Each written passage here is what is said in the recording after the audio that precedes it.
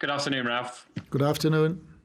I'd like to ask you how you're looking team news-wise, please, how you came through the weekend, whether you've got a few players back like Edinson or Fred, perhaps? Yes, Fred will be available again and will also be part of the group for tomorrow. Edison is still out, the same with Nema. And the rest is... Alex is back again in the squad. I think he already was part of the group for the Southampton game, but he will also be available. Michael Gray. Hi, Ralf. Ralf, you talked about the psychology side of things and the mental problems at the club. The player demands, are you asking too much of the players, or is it the players that need to raise their levels? I don't know what you mean when I spoke about psychological things in the club. No, I mean, the situation is pretty clear. In 11 out of 13 games since I arrived, we scored the first goal and we were 1-0 up, but we didn't win all of them.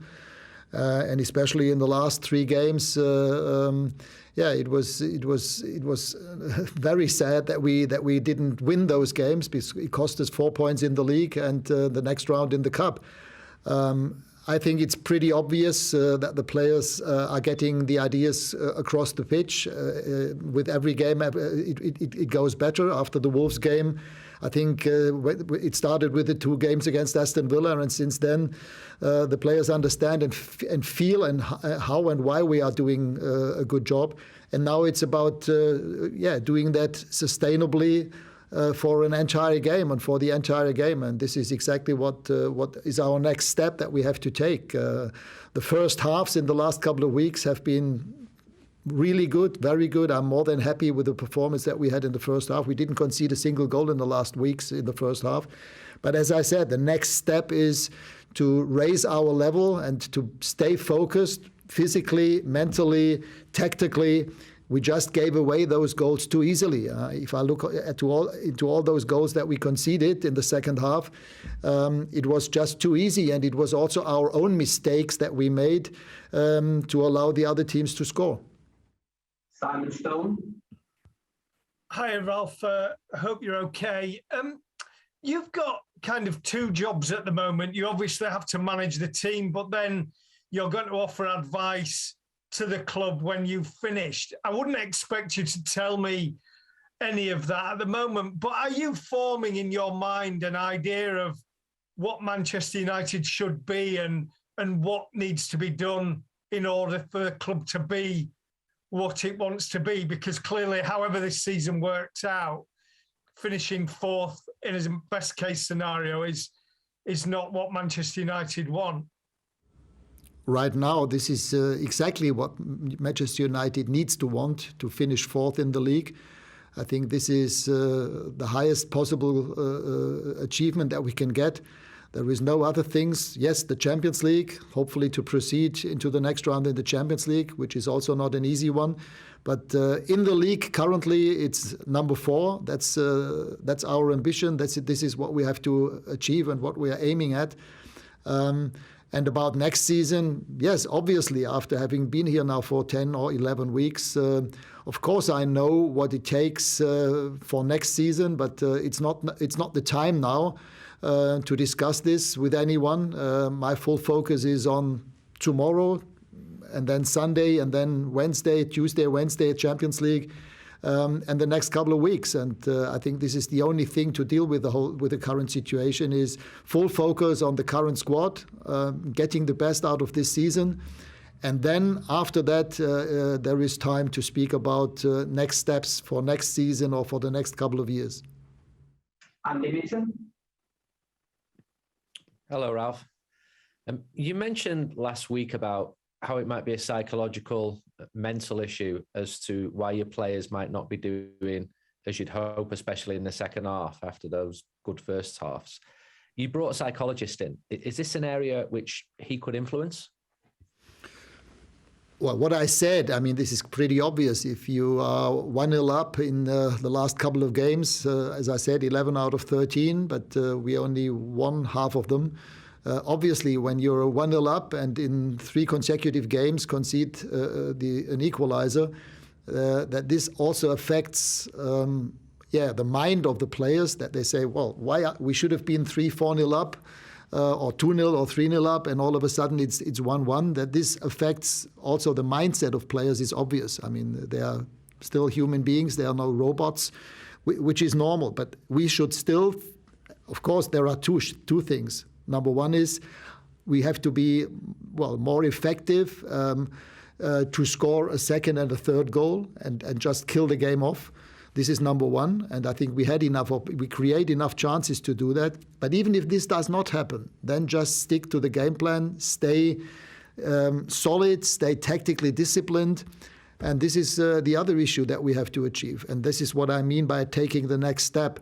But obviously, if you concede that goal, and you should have been like at Burnley or against Middlesbrough or even now against Southampton, we could have been 2-3-0 up against Southampton, but we weren't. And if you then concede an early goal into the second half, I think everybody can understand that this affects also, the confidence of the players. And yes, of course, I spoke with Sasha about that, and we regularly speak about that. And the only thing that we can do is speak to players one by one, to the group, to the whole team, and explain to them why we conceded the goal and what we should do afterwards in order to maybe score a second or a third goal. Gary Cottrell. Hello, Ralf. Thank you for your time. You mentioned there that fourth is the best that United can hope for this season. So that's another season where the team hasn't really challenged for the title. You'll be the fifth manager where the team hasn't really seriously challenged for the title. All the managers seem to be getting the blame. All the other ones have got the blame. You're beginning to get some of the blame. Is it about time we stop blaming the managers and blamed the players? You've got some great players, have had some great players at Manchester United for a very long time now. Well, I don't know. If you look at the current table and the gap between not only us, also other teams like Tottenham, Arsenal, just name them, and the top 2 or 3 teams, there are probably some reasons why they are that far ahead. And yes, this is something to talk about and to discuss at the end of the season, end of May, June, and then take the right decisions. I'm not sure if it's about the players. From the last 10 weeks, I can tell you the players are ambitious. They work hard. They want to get better. They don't feel happy after a game like Burnley or Middlesbrough or now against Southampton. They want to win. And my job is to help them and show them a pathway how they can win games. This is my job right now. And all the other things, as I said, we need to discuss at the end of the season. Last one in this section for Mark Manbryan. Hi, Ralf. Despite the disappointment of the results lately, Jadon Sancho has impressed. Are we starting to see the real Jadon on the pitch now? And I know you said you had one-on-one chats with him. Were they just about football or life away from football as well? Well, Jadon, I've known Jadon since he was 17, when he still played in England. I contacted him and his agent when he was 17, some 4 years ago, and tried to convince him to join us at Leipzig. In the end, he decided to go to Dortmund and had a great time there. I mean, his development there was, he became one of the best wingers in the whole league, if not in Europe. And yes, the step to a club like Manchester United was a big one for anyone. For at the time 20-year-old, that was a massive, huge step. And that this takes time is normal for me. I think the style of football that we play, that we want to play, fits perfectly into his assets, into his strengths, coming from the left side.